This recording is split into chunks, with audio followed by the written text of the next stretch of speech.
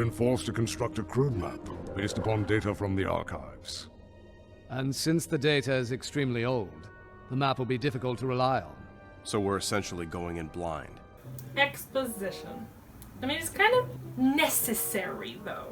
They just have these, like, one-shot episodes where, yeah, if they just threw us into the story, we'd have no idea who the guy was that they're trying to rescue, why they're bothering to rescue him, and, you know, etc., etc., etc. So they have to have exposition. So at least the exposition is interesting to watch, right? Because they have it as this, like, back-and-forth conversation, and it's all like, gotta do this. But you won't be coming along on this one. Not coming? But you're breaking into the Citadel. No one's ever done it. Think about it. We're almost done season 3, and she's still terrible. It's not a place for Padawans. You're just being protective again. That's not fair. That's not fair. You're just being protective again. Oh my goodness. She's acting like this is a fun field trip that she's not allowed to go on. You can say, oh, she's a 14-year-old girl who's been thrown into war and blah, blah, blah.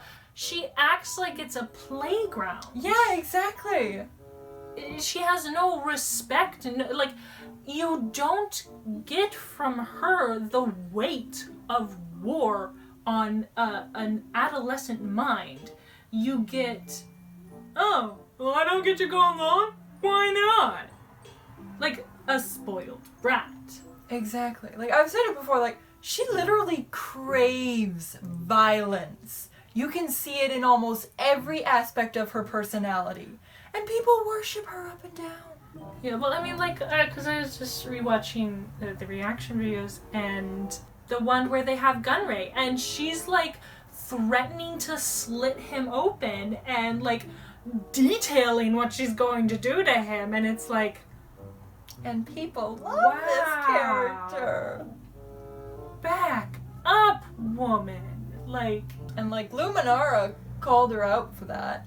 Mm-hmm. Like, I've noticed it's literally just like Anakin and Obi-Wan who let her just trample all over them, do whatever she wants, but the other masters, they actually stand up to her. Yeah. They say, no, especially you can't do the that. Female ones. I find the female ones do it the most, and like that I find really interesting. So I wonder two things about that. Whether they did that just subconsciously, or whether it was because, you know, to have a male shut down a female character would get everybody up in arms, and they would make it a sexist thing rather than an authority thing. Whereas if it's a female authority figure who's setting her straight, then that at least backs off, you know, the people who might scream, oh, sexist, sexist, which is annoying, because, like, I don't care who shuts her down if, like, you're shutting her down not because she's a girl, but because she's a brat. Exactly. Like, gender shouldn't be an issue as long as the conversation isn't him going, oh, you're just a girl, right? Like, if he's saying, no, you're too young, or no, you have a bad attitude, that has nothing to do with her gender. Exactly. Exactly. It's like, oh, so maddening. And, like, I would argue that this is sexist, what she does, because, like, yeah, they let her trample all over the male characters, and Anakin and Obi-Wan are actually good characters. They are, and she's just like, because all over them. Yeah, no. In previous episodes, they've literally been like acting like she's the master and they're the Padawan. Exactly, and they do it all the time. Why? Like, if you wanted that dynamic, there's 100 other ways you could have done it. But yeah, no, it's season 3, and we're half of the way through season 3, so we're half of the way through the series. More like 2/3, because there's literally just like 1, 2, 3, 4 episodes after this. Yeah, so we're over halfway done the series. Yeah, I think you can quite concretely say at this point there's been no character growth. Ahsoka has been established. This is her character. This is not just the before she matures character. Yeah. And so, yeah, and I mean, again, we're watching this as the series was released rather than as chronological order, but I don't think that should give this a pass. Because I honestly, even if we sat down and plotted out which episodes she appears in, and you put them in chronological order and viewed her character like that, I still think you would not notice a growth. You would notice the same inconsistencies. Yeah. How am I supposed to learn if you won't let me share the risk? Oh yeah. How am I supposed to learn if you won't let me share the risk? You either do or die. And that's not a risk I'm willing to share. See, like, Anakin's being a good character right now. Because, like... he's being a good master. He's Yes. being a good person. He's being, like, responsible and caring and Ahsoka just showing completely the disregards weight it. of what they're about to go into. Exactly. They're battle droids. What do you mean they've been reprogrammed to follow your orders? I love how they have them programmed to follow R2-D2's orders. Because he's awesome. Don't you go thumbing your gears at me just because you have a bunch of dim-witted droids following you about. They're not so different from another dim-witted droid that follows him about. It's about the mission. Master Skywalker doesn't want me to go. I wonder why. I think he's being overly protective. He's picking and choosing which assignments I can be a part of. That's his job. You know what she sounds like? She sounds like Anakin, but the Anakin from the prequels. Here's the thing, though. She's like, oh, he's picking and choosing the battles I get to be a part of. It's like, yeah, because he can be part of things that you're not ready for. Yeah. So it's his job to make sure that you, like, get progressively harder things, you know, where, you know, he's on these kinds of missions where it's like, okay, you know, this one's not super hard, so you can bring your Padawan. This one's super hard, don't bring your Padawan. This one's like medium, okay, maybe bring your Padawan because, you know, she's already had this stepping stone over here, so maybe she's ready for this now. And like to kind of figure that out, like you're not going to get assignments that are progressively harder for the sake of your Padawan, so you have to make those decisions. Mm-hmm. And so good. It's great. But like part of the thing that bothers me is, again, this is a kid's show. So her being the youngest character, kids are going to associate closer to her than to any of the other characters. And by making her a complete brat, that's just one more reason why this is a horrible show Yeah. to show to kids. Yeah.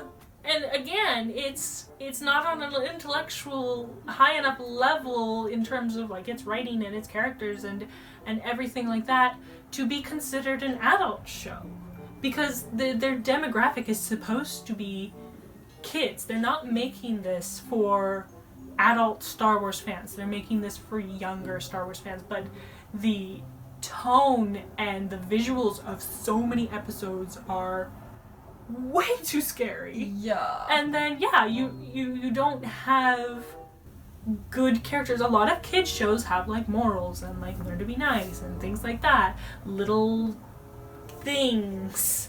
And it's like there is something to be said that maybe it's not aimed at little kids and not aimed at adults. Maybe this is more of like a preteen teen show. Maybe. There is that demographic. So Yeah. but I don't. But still, like, even watching season 7, they still didn't seem to know where they were at.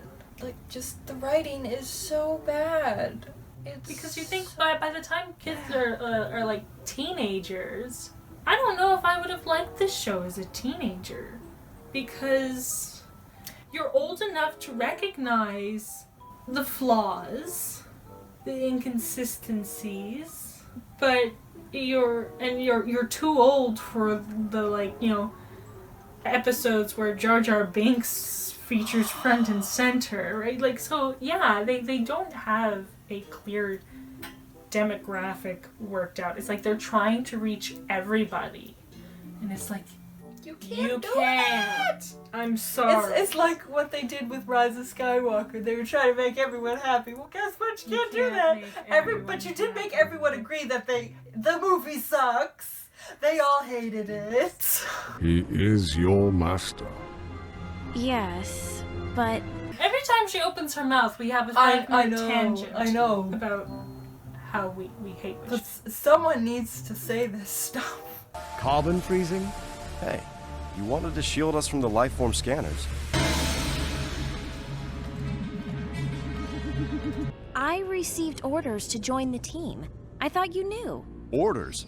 From who? I discussed it with Master Plo. This is actually a cool episode. It's a cool episode. I love the plan. I love the execution, everything like that. And I even kind of appreciate the way that they try to convince you that Master Plo Koon, I can't say his name.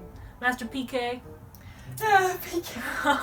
They have you kind of think for a while that Ahsoka's not lying about how he let her come along. See, the thing is though, he literally watched them all go in, and they had everything set up so that it's kind of like he should have noticed there was an extra one. So there's an extent to which maybe he did, in a sense, let her, he noticed, but he turned a blind eye, looked away. But I don't see him doing that. No, because he seems pretty darn, he seems like one of the more sensible masters. And, having a loose cannon / someone who doesn't know what's going on on such an important mission would be such a bad idea that even if he wanted to let her go, I think he wouldn't, because it's I cannot put everyone and this mission in danger by letting you go. And that's what makes me so angry about listening to the Ahsoka fans, because they're literally okay with anyone and everyone else dying, but as long as Ahsoka's okay, and as long as Ahsoka gets what she wants, and blah blah blah blah blah blah blah. That's a crazy planet. Yeah, it's half blown broken. up. It's like that moon from Ruby. It's kind of just in pieces. I don't think this is working. Quiet, you're gonna blow it. I love how you've been reprogrammed to take orders from R2-D2. They're still dumb. Of course Can't fix that programming. No, the saddest thing about season 7, the droids weren't as funny. It broke my heart. You can't wreck the droids. They've been great from episode 1. Make sure every part of that ship is scanned for life forms. This guy is so creepy. I must have carbon sickness because I could swear that's Ahsoka. I think the first time we watched this, we discussed how when Han comes out, he's blind, but we think it's because he was in there for so long. He must have at least been in there for a couple months, whereas they were in it for maybe an hour. Your eyes are fine. It's Ahsoka's hearing that needs help. He's coming. I know, that was brilliant. If I was in their shoes, I would lose it. I would just pick her up and go bloop, right over the edge. May have been a tad harsh. I received orders to join the team. I thought you knew. Orders? From who? I discussed it with Master Plo. He didn't tell me. You were already in carbonite. If there's one thing I've learned from you, Master, it's that following direct orders isn't always the best way to solve a problem.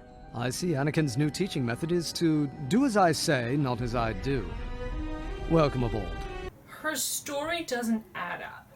Because first she says, oh, I thought you knew, and then she says, oh, well, you were already in carbonite, so he couldn't tell you. So her story right away doesn't line up. Then the other thing is that they should understand right away, okay, if Plo Koon said you could come along at the last minute, you have not been fully briefed. So it doesn't matter what Plo Koon says. We don't have time to brief you. Yeah. And so unless you can prove within the next 30 seconds that you know everything about the plan, start rattling it off to me, you're not coming along. You can stay with the ship. And then the other thing is Obi-Wan just being oh, okay, well, we're in this because, Anakin is often disobedient, so welcome aboard.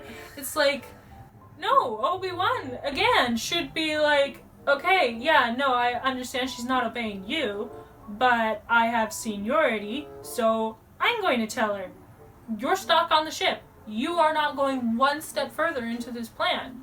And again, this whole, like, she constantly gives this, oh, well, you do it, so that means I can do it. No, that's not how anything ever works. Yeah. That is never, ever, ever an excuse. Just because somebody else does it doesn't mean that you can do it willy-nilly. And again, I wish people would call her out on it. Yeah. Like, in universe, not just as fans, but like... But no, like, people they're call just this like character growth. Yeah, and like, yeah, the fact that Obi-Wan, again, recognizes that that's basically what she's doing. She's just saying, oh, well, you do it, so it's okay if I do it. And he doesn't immediately, like, no, that is not a Padawan-master relationship. Yeah. Smarten up, kid. Yeah, get on the ship. If you think about it, like, there's probably no other Jedi Padawan that could get away with this. Mm-hmm. She's like, it's because she's the female lead or whatever. Yeah. That she's given like this protective bubble by the writers. Yes. So No I've one said can it. touch I told Dad the other day. She's the Harry Potter of the Star Wars universe. She gets away with everything. And I know you're not going to agree with that because you actually like Harry Potter, but I do not, as you know. Mm-hmm. So that is my opinion. There was the one argument, I think, that the one commenter said where it's like, there's like this family tree of disobedient, Master Padawan, because, yeah, you have Dooku and Qui-Gon and Obi-Wan and Anakin and then Ahsoka, and each of them is that kind of personality where they don't follow the letter of the law. But if anything, when you're that type of person, you don't let someone else be that type of person. Yeah. Because, like, you're seeing your own flaws, and a lot of the time when we see our own flaws, you react because you're like, all those flaws got me in so much crap, and I've had to, like, had so much sorrow and pain and, like, problems because of that attitude. And yes, I've managed to get through all of those things on, my quick wit and my luck and the people around me stepping up to help me. But, like, it's not a good thing about me. Yeah. And so then you in a way, try to squash it when you see it in other people, right? Like, a lot of times when you have someone who's like, oh, well, you do it, then the reason you get so upset is because you understand, when I do it, it's not okay. So when you do it, it's not okay. But yeah, there's this mentality given to these characters that, oh yeah, I do that too, so yeah, it's okay if you do it. It's like, no. No. Guard the shuttle, R2. Why doesn't she stay with the shuttle? Yeah. Why Get doesn't she R2 to stay watch with the her. shuttle? Why doesn't she stay with the shuttle? Say it 10 times fast. Why doesn't she stay with the shuttle? Why doesn't she stay with the shuttle? Why doesn't she stay with the shuttle? Why doesn't she say it? No, I can't even say it once.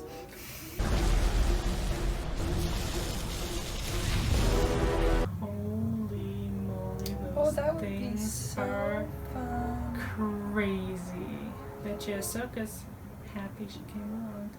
Hanging in there, Snips? Couldn't be better. I could do without the wind, though. Yeah, we don't want to hear any complaining from you, alright? Maybe the others are thinking the same thing, but you don't hear them complaining. Also, you came against orders, so just zip it, okay? Droids are dumb. Okay, well now they Now they're definitely see his really hand. They locked the door. It's ray shielded. Ray shielded? That wasn't the plan. Well, it's in the plan now. Well, the droids. See? It's in the plan now. We have to figure it out. There's an opening up there. We know they're ventilation ducts, but they're far too small for us to gain access. Too small for you, maybe. They have Ahsoka come along, and then against orders, and then instead of her being what she would in reality be, which is the weak link, the loose cannon, the wild card that they really don't need on this mission, she's suddenly the, unexpected hero, the help they didn't plan to have, the etc, etc, etc. And it's the plot giving her a leg up in her delinquency, if you will. Again, like you said, this isn't character growth. This is character stagnation, if not devolution, because the plot just helps her out every time she would mess up. Exactly. And that's the thing. You have to, in order for characters to grow, they have to mess up. There has to be consequences for their actions. But in her case, the plot helps her. And so she does not grow. Yeah, exactly. And, it's really annoying. I don't want to see them fail in this situation, but I want to see her fail to kind of show her, you can't do these things. But we've already watched this episode, I already know everything works out because, Ahsoka's just such a great character. Oh, yeah. And it's such a good thing that she disobeyed orders because otherwise they'd be stuck. Are you bleeping, bleeping, bleeping, bleep, bleep?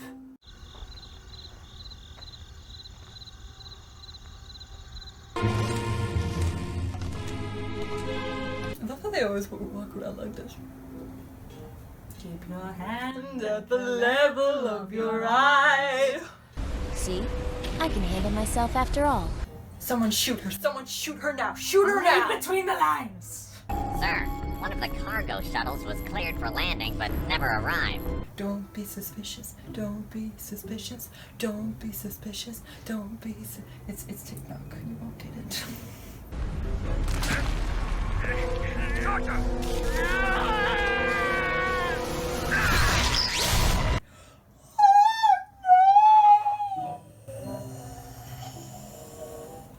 It literally hurts me every time a clone dies. I know. But when Ahsoka's actions cause clones to die, everyone's like, Ahsoka's so great! It's like, Stop. Just stop. Go, go, go! oh yeah, another guy. No. Stop. The clones have always been just cannon fodder though. But the thing is, you have to realize, look at the colors on these guys' armor. These are not low-level clones. These are the high-level clones that they have brought with them. And they're still getting taken out. But Ahsoka's protected. Even though she doesn't know the plan. She's not as, thoroughly trained as clones or the masters or whatever. She's oh yeah! No needles, please. Kids show, and they have torture and I know. I think this show, even from the beginning, there were episodes that were pretty bad. it's just so small. But yeah, as you go, it gets progressively darker. So yeah, just the question, who is this aimed at, just keeps popping up and popping up and popping up. It must be we call it a kids show, but I think their demographic is probably more preteens and teens. So you have the coordinates for the Nexus route? Half of them, anyway. My captain's got the other half. The other thing is that I love how they're talking about this out loud in a room that probably has surveillance. Good job, guys. Ninja droids. Crazy ninja droids. Oh, I thought you could handle yourself, Ahsoka. Also, good job, droid. Anakin! I love the craziness of these traps, though. Oh, no you don't. I love how you can see so well what Anakin is doing, as if they have a camera pointed at the ceiling. And Who did they expect to end up there that they would need a camera up there?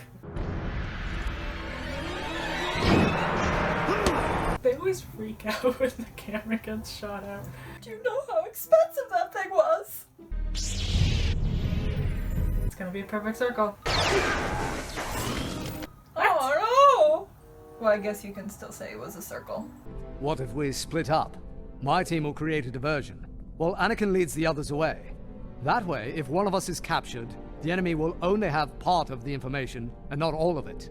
General Kenobi, I think it's better if we stick together.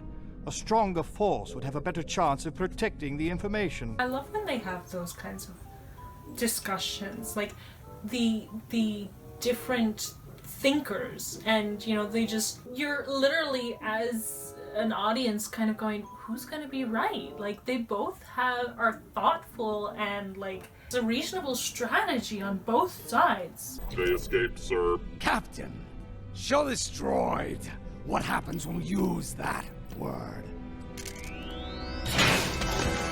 No! This man cares nothing for the expense. No.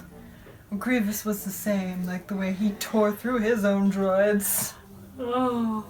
Those poor separatists, like they must send so much money down the drain. Why do we keep putting people in charge who do not understand how difficult it is to budget this war?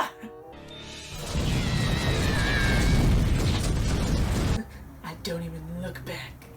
There's an explosion behind me and I don't even look back. He needs sunglasses now, and he needs a slow-mo. Oh, it's gotta be a circle. It's gotta be a circle. Ooh, ooh, ooh.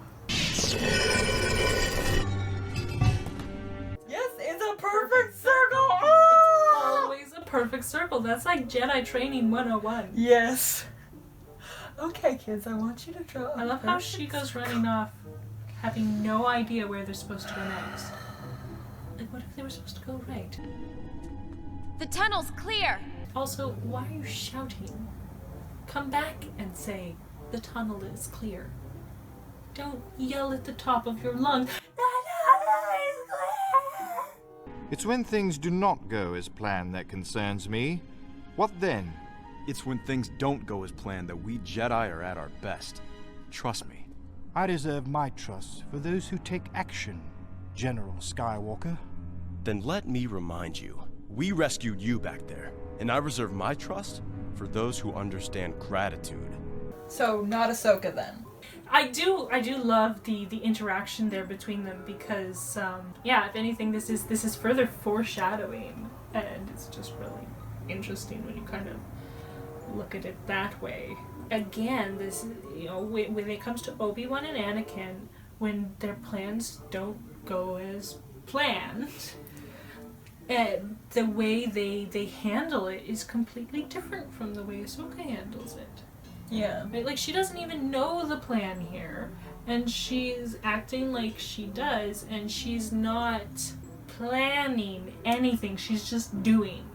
And hoping it works out. Hoping that yelling at the top of your lungs when people are looking for you is... But I do love the Tarkin and Anakin interactions in these episodes. They're great. Oh, they do put it back. I'm so proud of them. I thought they were just gonna leave it open.